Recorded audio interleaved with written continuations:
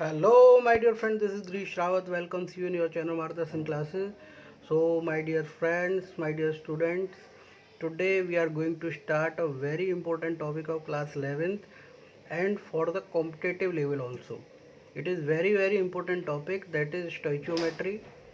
और इसमें जनरली बच्चे कंफ्यूज रहते हैं, ये आता नहीं है। तो इस लेक्चर को आप पूरा देखें और पूरा देखने के बाद में आपको कोई दिक्कत नहीं रहेगी किसी भी क्वेश्चन में स्टोइचियोमेट्री से रिलेटेड।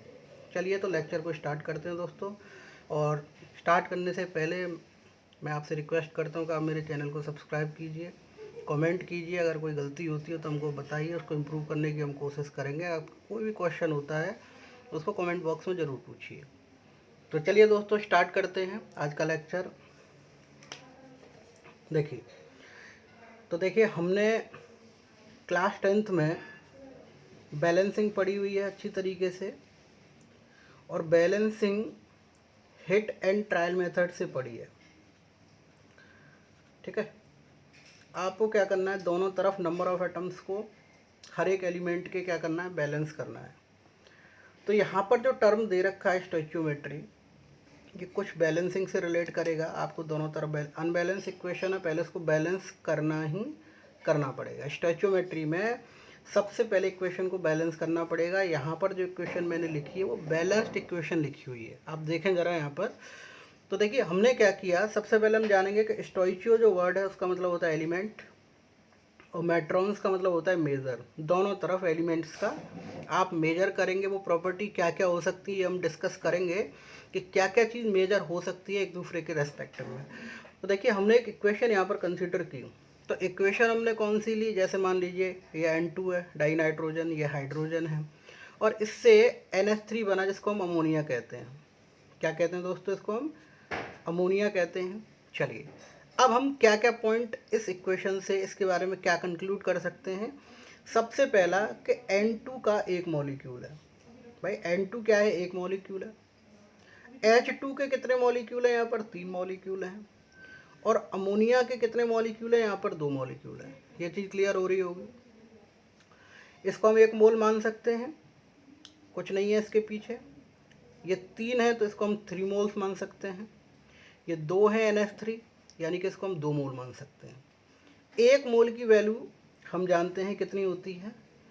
अगर आपने वो टॉपिक नहीं पढ़ा है तो मोल कंसेप्ट के ऊपर पूरा लेक्चर है, आप उसको पढ़ लीजिए। ठीक है, तो देखिए इसकी वैल्यू कितनी होती है 1 मोल की, 6.022 इंटू 10⁻23। 3 से मल्टीप्लाई कर देंगे, यहाँ पर आप 2 से मल्टीप्लाई कर देंगे, 1 मोल की तो वैल्यू इतनी ही रहेगी। अब मोलर मास की बात करते हैं, मोलर मास। ठीक है, मॉलिकुलर मास। तो N2 का नाइट्रोजन के एक एटम का जो मास है दोस्तों, वो कितना होता है, 14 होता है।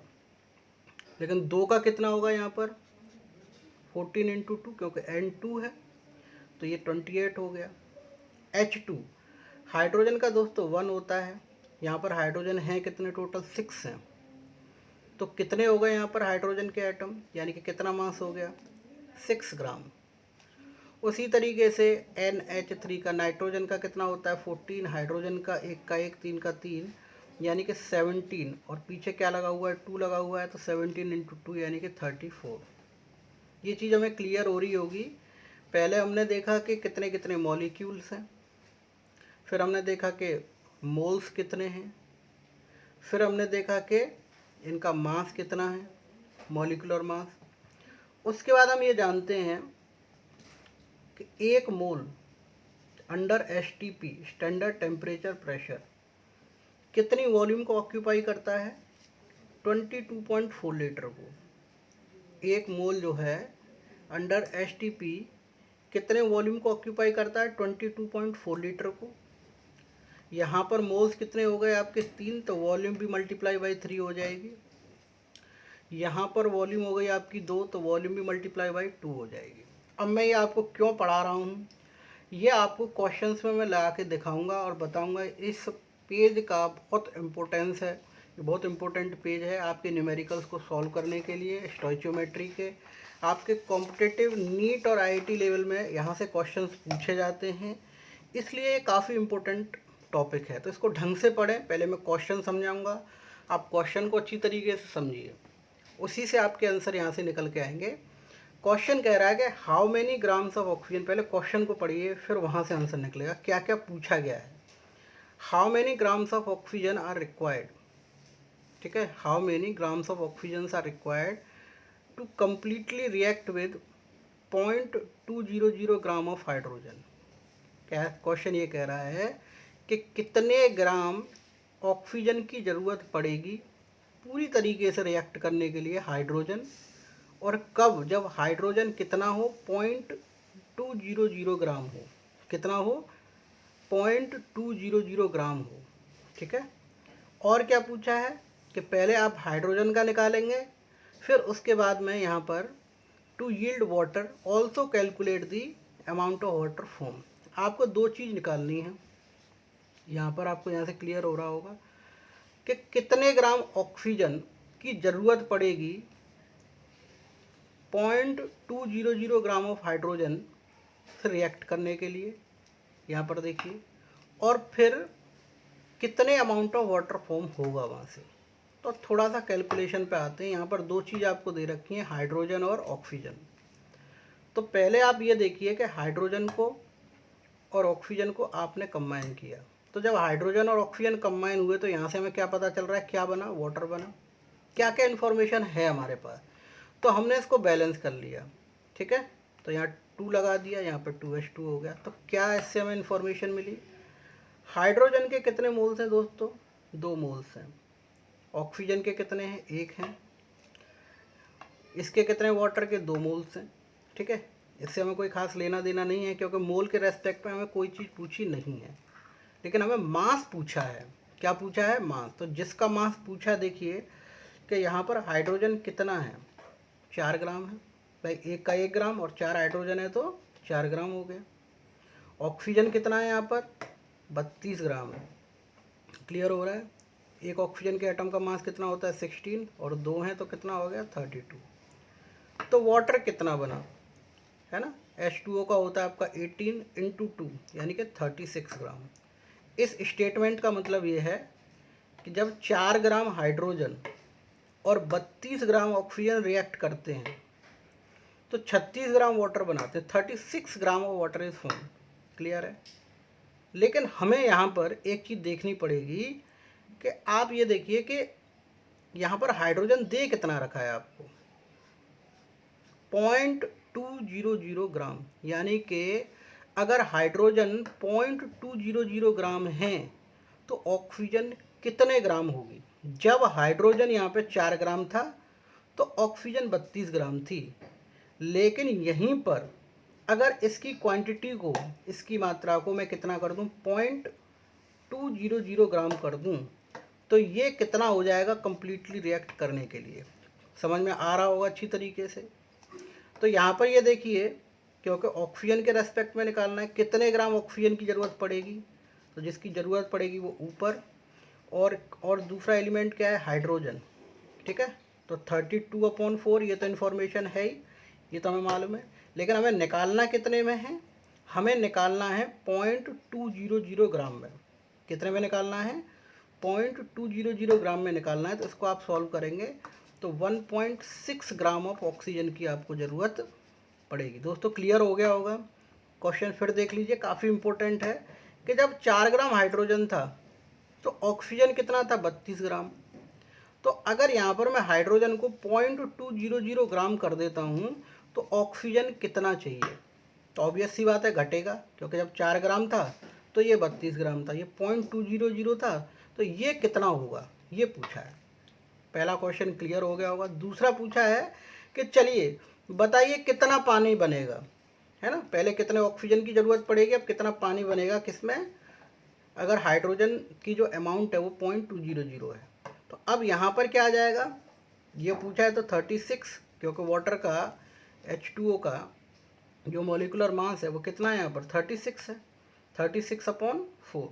और कितने में निकालना है आपको, 0.200 में निकालना है। तो ये कितना निकल के आएगा, 1.8 ग्राम निकल के आएगा। क्लियर हो रहा होगा।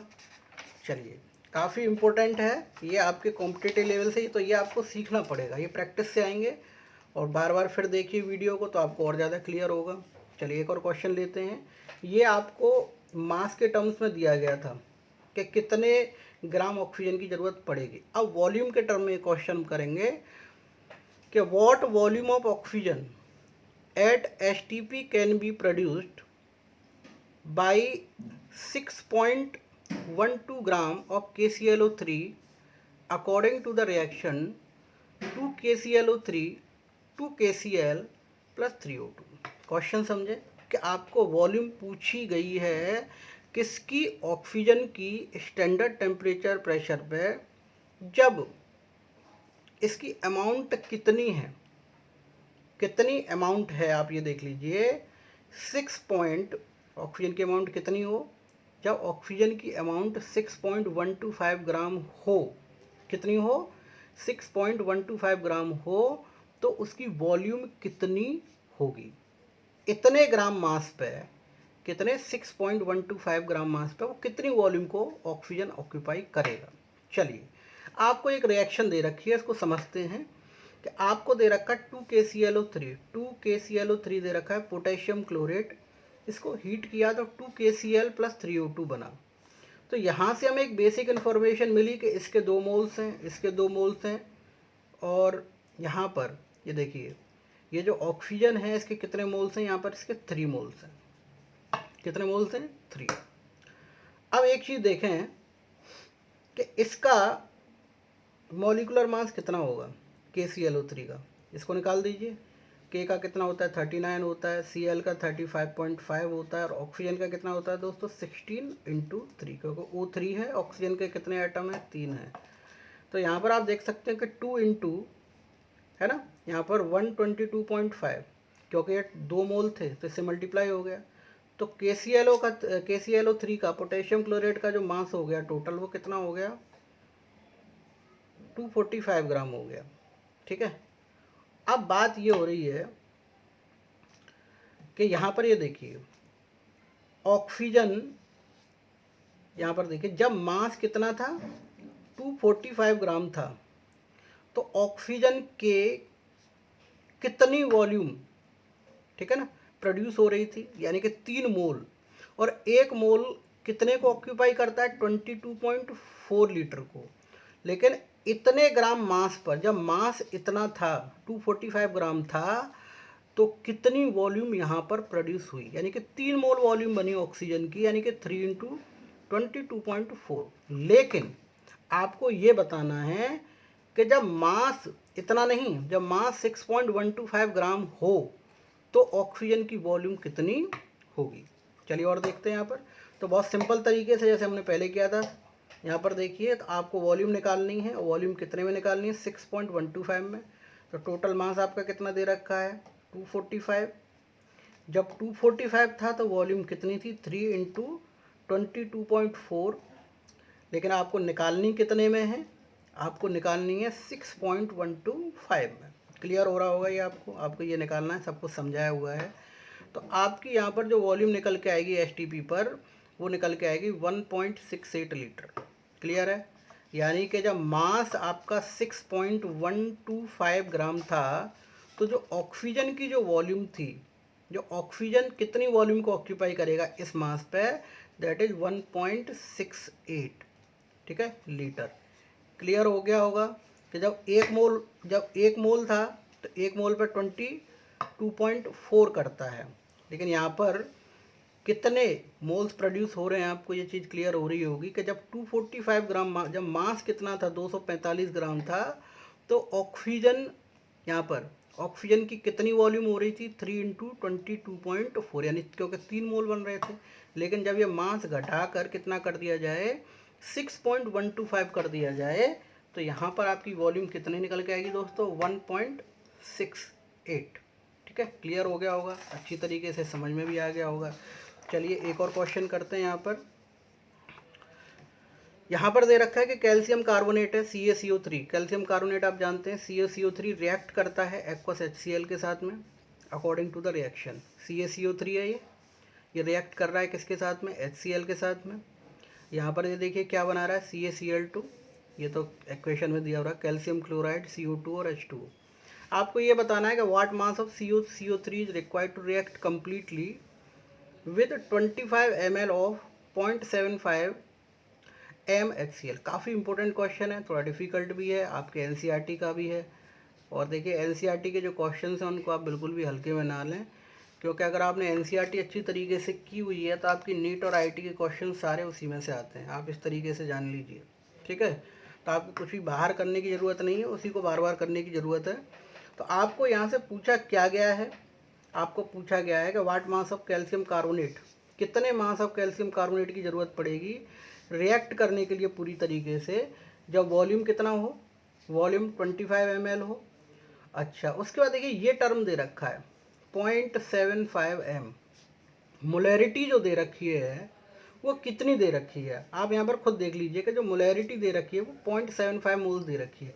इसका मतलब यह है कि जो 1 लीटर सॉल्यूशन में, 1 लीटर सॉल्यूशन में HCl की अमाउंट कितनी है, 1 लीटर में 0.75 है, 1 लीटर में 0.75 ग्राम कह दीजिए या फिर मोलैरिटी कह दीजिए, इसकी इतना ही है, इतने ग्राम है 1 लीटर में 0.75, यही तो होता है। ये हमने देखिए मोलैरिटी का मतलब यही होता है ना, कि 1 लीटर सॉल्यूशन में कितने मोल्स ऑफ सॉल्यूट प्रेजेंट हैं, तो वो कितने हैं 0.75 ग्राम है।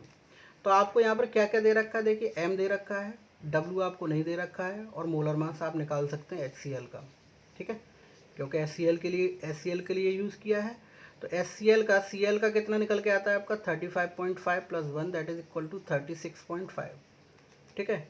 तो यहाँ से आप ये देखिए ये N है, WB/MB, नंबर ऑफ मोल्स निकालने के लिए फॉर्मूला होता है given mass upon molar mass, लेकिन आपको WB की वैल्यू निकालनी है तो इसका आप मल्टीप्लाई कर दीजिए, क्योंकि आपको WB यानी कि गिवन मास ऑफ सॉल्यूट निकालना है। तो मल्टीप्लाई जब आप करेंगे तो 0.75 m into 36.5 that is equal to 27.375 gram हो जाएगा। क्लियर हो गया होगा ये। यहाँ तक आपने मास निकाल लिया, क्या निकाल लिया दोस्तों, मास। अब यहाँ पर दे रखा है कि 25 ml of 0.75 HCl will contain, यानी कि वॉल्यूम कितनी हो जाए, वॉल्यूम कितनी हो जाए 25 ml हो जाए, वॉल्यूम कितनी हो जाए 25। तो ये जो निकल के आया है ये हमारा, ये 1 लीटर में निकल के आया है, ये जो निकल के आया है जो मास ऑफ सॉल्यूट है ये किस में निकल के आया है, 1 लीटर में निकल के आया है। लेकिन हमें निकालना कितने में है दोस्तों, ये हमें 25 ml में निकालना है, ये 1 लीटर के लिए है। तो आप क्या करेंगे 1000 यानी 1 लीटर के लिए 1000 रखेंगे, उसमें कितना निकल के आया था 27, यानी कि टोटल को तो हमेशा नीचे रखते हैं ना, ये 1000 27.375 इंटू 25, क्योंकि निकालना कितने में है आपको 25 में।